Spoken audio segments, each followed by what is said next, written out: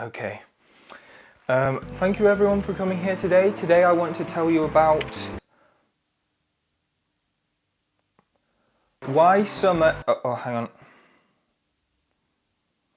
Why summer is the worst season. Wait. Don't leave. Before you all get angry, hear me out. This presentation today will go through many real and authentic reasons as to why summer is not very good. Reason number one, it's too hot. And this really is a big one. I hate being too hot. And I'm not just talking about this beautiful Picasso face of mine. I think it's a horrible feeling. It makes me feel ill. And in fact, yes, here's the perfect description.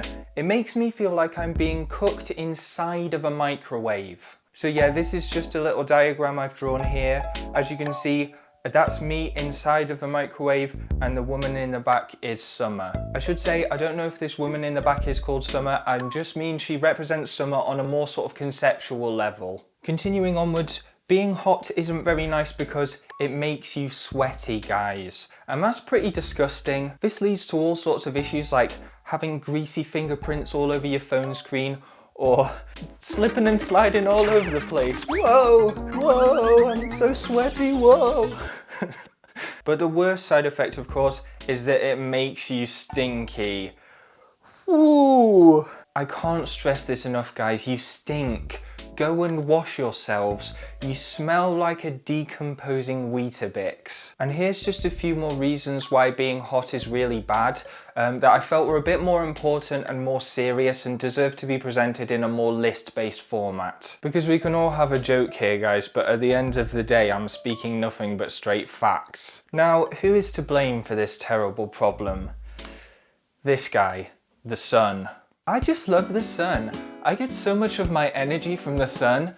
The sun helps me replenish all of my chakras, is what I imagine people who enjoy the sun say about the sun. People may not realise it because of the sun's reputable public image, but this guy's getting away with criminal activity on the daily. I'm talking arson, grievous bodily harm, the blinding of children, tax fraud. And I know what you're all thinking at this point. Oh, why are you even complaining? The sun never even comes out in the UK. But on the rare occasions when the sun does come out, it can get up to like 30 degrees Celsius in the UK, which is like a million degrees Fahrenheit for you filthy Americans. Don't even try and tell me that global warming isn't real. And here's another thing that you people at home might be thinking, oh, if you're too hot, just get in a swimming pool, just get in the water. Yeah, I'm not Aquaman. I can't just live an aquatic lifestyle for half of the year. I've got YouTube videos and things to make. I can't...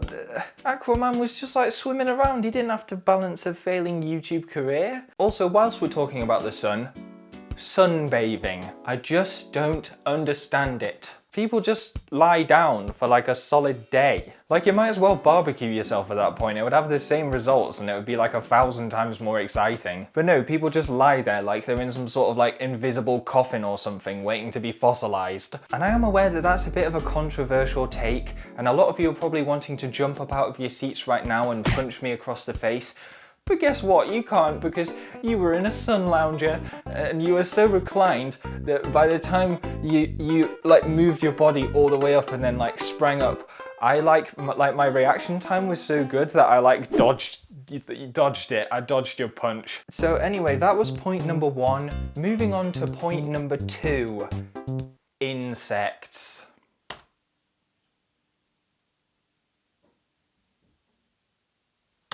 Flies.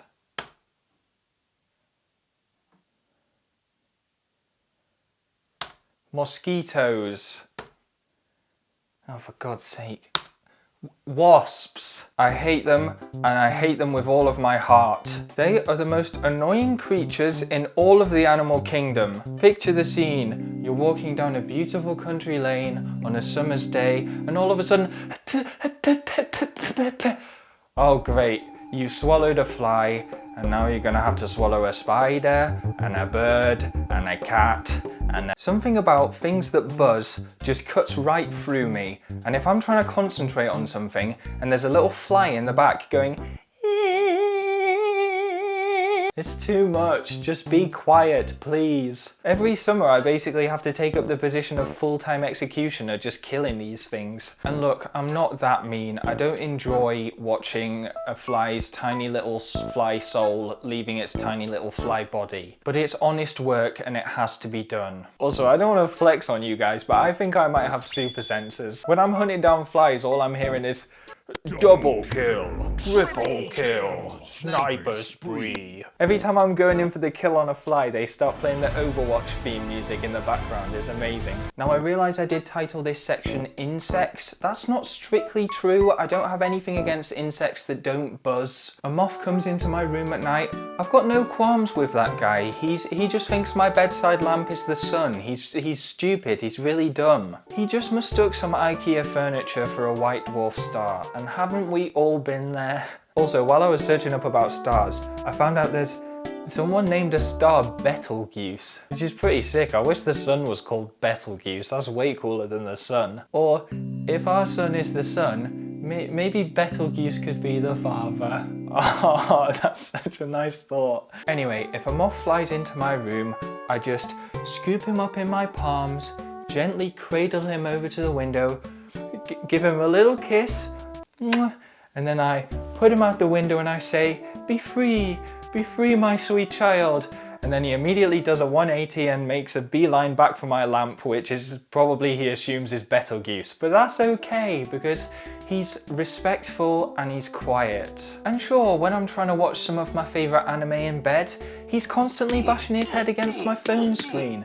But maybe he's just a really big fan of Japanese culture. You don't know. You shouldn't assume these things. Just because a moth is like not a person doesn't mean... I guess my point is that flies aren't dumb. They're devious, they have no respect for personal boundaries, and they just fly around the place going doing their best impression of a lawnmower or a workman's drill. And that's a thought, actually. Oh, that's weird, Jude. You seem to be annoyed by the buzzing of a fly or a wasp, but when it comes to the buzzing of, say, heavy machinery or gardening equipment, you don't seem to care. Oh, how very bold of you to assume. Things that are bad about summer number 3, constant noise, lawnmowers, drills, stone cutters, chainsaws, hedge trimmers, hedgehogs, knuckles, tails, metal sonic.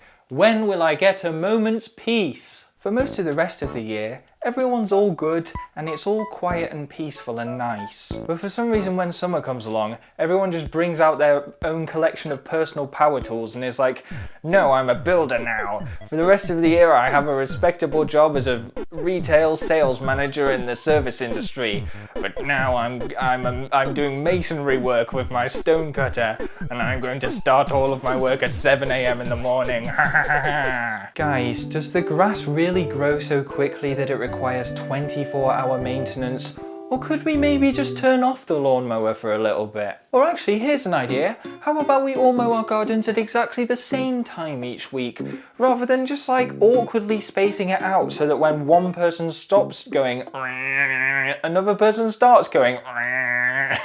And don't even get me started on motorbikes, man, because I think I might have an aneurysm. I'm sure to some people these complaints sound all very unreasonable, but let me just explain in a more practical sense why this stuff annoys me. So here is me doing an impression of me sitting down to record some voice lines for a YouTube video in the summer.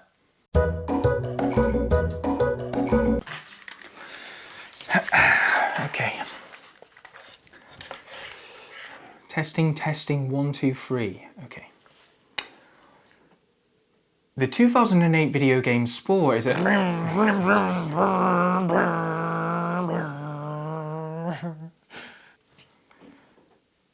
The 2008 video game...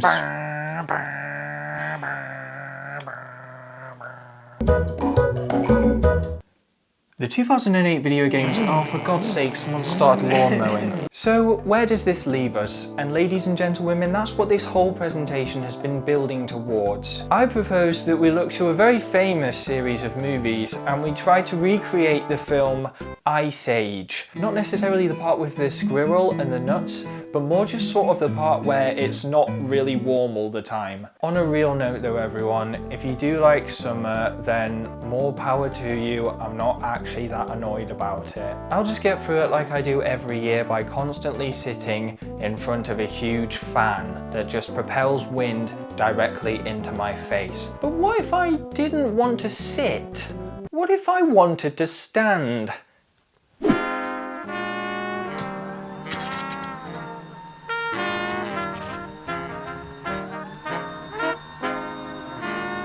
Well then I would need a standing desk, such as this one from today's sponsors, FlexiSpot. Make sure your fan is at face level this summer using FlexiSpot's new E7 model. Ah, now that's refreshing. FlexiSpot sent me this desk right here, and I was able to put it together all by myself, without using any chainsaws or even any stone cutters. Genuinely though, if I was able to construct this on my own, it's quite easy.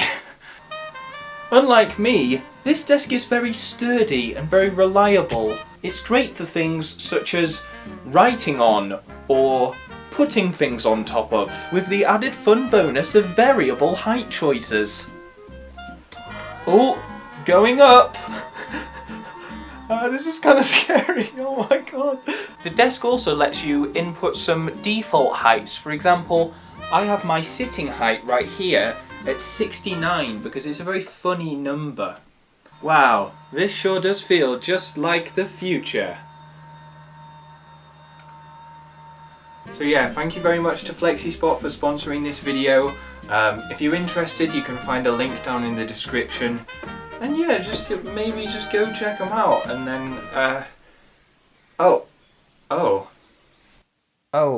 I didn't realise the audience was still here. So summer kind of sucks, am I right, guys?